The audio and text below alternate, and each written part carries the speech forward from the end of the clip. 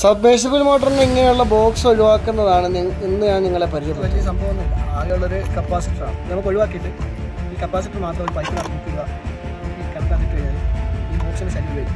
20 ആമ്പിയറിന് ഒരു 1 വേ സ്വിച്ചും ഒരു റീസെറ്റ് സ്വിച്ചും മാത്രമേ ഇതിനകത്തുള്ളൂ, വേറെ ഒന്നും ഇതിനകത്തില്ല. ഇനി നമുക്കൊരു 5 മീറ്റർ കിളച്ച് പൈപ്പ് ഇടാനുണ്ട് കേട്ടോ, അതിനുശേഷം ബാക്കി കാണാം.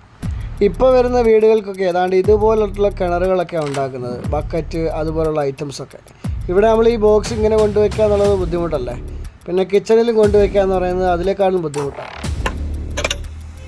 കപ്പാസിറ്റർ അയച്ചു ഇനി നമുക്ക് ഈ ബോക്സിൻ്റെ ആവശ്യം. ഇനി നമുക്ക് വയർ ജോയിൻ ചെയ്യുന്നതും പൈപ്പിനകത്താക്കുന്നതും എങ്ങനെയാണെന്ന് കാണാം. അതിൻ്റെ വയർ ജോയിനിങ്ങും കാര്യങ്ങളൊക്കെയാണ് കാണിക്കുന്നത്.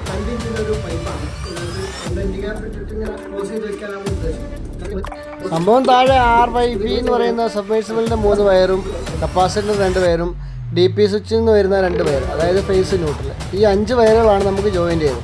കൃത്യമായിട്ട് നല്ലതുപോലെ ജോയിൻ ചെയ്തില്ല എന്നുണ്ടെങ്കിൽ പണി 8ൻ്റെ കിട്ടും കേട്ടോ. അതായത് നോക്കി ചെയ്തോണം. RYB എന്നുള്ളതാണ് നമ്മൾ ശ്രദ്ധിക്കേണ്ടത്. ഇതിനകത്ത് 6 phase, Y capacitor out, B neutral, ഇങ്ങനെയാണ് കൊടുക്കേണ്ടത് കേട്ടോ.